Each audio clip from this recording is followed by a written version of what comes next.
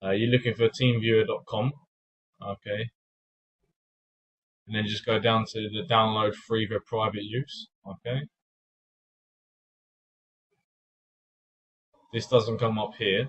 You're going to need to go to download, Windows or Mac, whatever operating system you're on. Download here,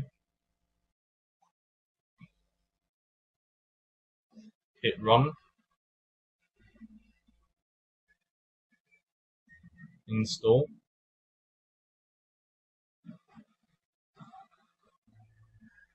Personal use. Okay, have a little read of all that. Accept. Agree.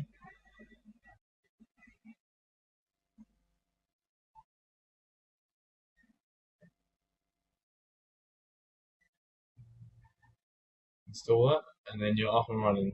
Okay, you're ready to roll. Alright,